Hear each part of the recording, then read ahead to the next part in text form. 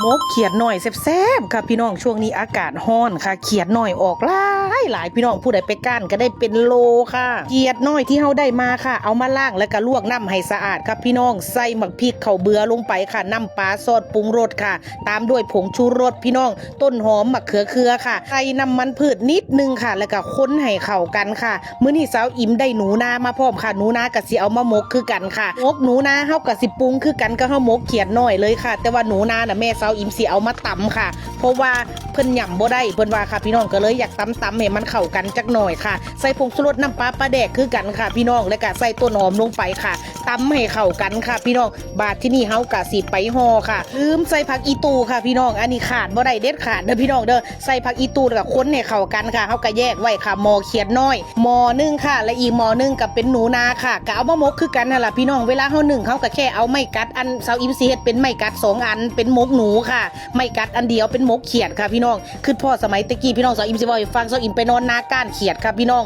เวลาเฮาไปก้านเขียดยังกลางคืนนี่อันตรายที่สุดก็คืองูกับหมาค่ะพี่น้องเซาอิมสิบ่ให้ฟังว่างูน่ะส่วนมากงูผิดน่ะเพิ่นสิออกหากินกลางคืนค่ะงูกับหมาพวกงูสามเหลี่ยมงูเห่าสาวอิมเคยไปก้านเขียดตอนกลางคืนละมูสาวอิมน่ะพี่น้องถืองูเขียวหางใหม่กัดนิ้วโป้ค่ะพี่น้องเพิ่นกัดนิ้วโป้นี่นิ้วเพิ่นสิเปื่อยเลยเด้พี่น้องเอ้ยเกือบสิเสียนิ้วไปค่ะบ่ถึงกับขาดแต่ว่าตรงนิ้วน่ะเหมือนกับว่ามันกลับมาบ่เต็มคือเก่าค่ะพี่น้องเพิ่นสิแว่งไปค่ะพี่น้องสิเพราะว่าไปหาหมอซ่าหรือเกิดจากหยังก็บ่รู้ค่ะสาวอิมจำได้สมัยเป็นเด็กน้อยน่ะนิ้วหัวแม่มือเพิ่นน่ะสิเปื่อยแล้วก็ดำเลยค่ะดำปื้อๆเลยนี่พี่น้องแม่สาวอิมแล้วเลยบ่ค่อยอยากให้สาวอิมน่ะไปหาก้านตอนกลางคืนค่ะเพราะว่าสาวอิม1ก็สายตาบ่ดีเป็นทุนเดิมอยู่แล้ว2ก็บ่จักงูบ่จักหัวงูบ่จักหัวเขียดค่ะเวลาเฮาเบิ่งสายตามันน่ะเบิ่งแสงตาน่ะพี่น้องเวลาเฮาไปก้านเฮาสิเบิ่งแสงตาออกเด้อค่ะว่าอันนี้ตากบอันนี้ตาเขียดเพิ่นว่าได้พี่น้องสาวอิมก็แยกบ่ออกดอกค่ะเวลาเฮาเยื้องไฟไปเห็นแดงๆเฮาก็แล่นใส่แล่นคุบรถค่ะคันแม่นเฮาซ่าเฮาก็ย่านมันไป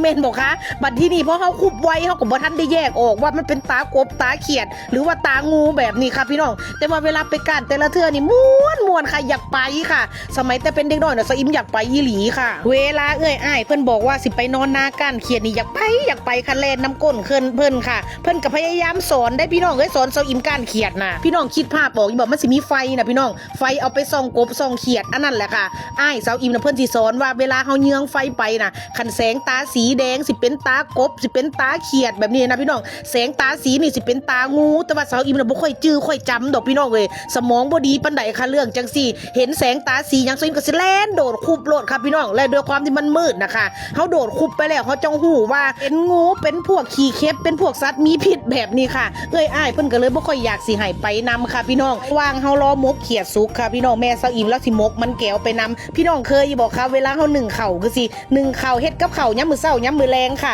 มันสิมีขี้เถ้าฮ้อนๆอยู่ใต้เตาไฟนะคะแม่สาวอิมแล้วสิมักเอามันแก้วเอาเผือกค่ะไปหมกไปจี้แบบนี้มันสิหอมมันสิหวานค่ะแล้วก็มันสิบ่ค่อยกระด้างมันสิบ่ค่อยแข็งคือเดียวกับเฮาเอาอันไปปิ้งไฟโดยตรงค่ะหมกเขียดสุกแล้วค่ะพี่น้องปาดหอมค่ะมาเบิ่งหนูค่ะพี่น้องปาดเป็นตะกินนะคะช่วงนี้เขียดน้อยกำลังมันค่ะหมกกระแซบหมกหมอกระแซบพี่น้องเมื่อคืนนี้สาวอิมก็กินซั่วเขียดน้อยค่ะแซ่บพี่น้องเว้นมาสาวอิมเว้าเอาเด้มันแซ่บอีหลีค่ะเบิ่งในยายติ๋มน่ะกินข้าวอิ่มขนาดมื้อนี้อิ่มแล้วของหวานเฮาเป็นมันแก้วหมกวางหั่นพี่น้องเนื้อจูดซี่ช่ำเลยค่ะเป็นตะแซ่บค่ะพี่น้องเนื้อหวานค่ะ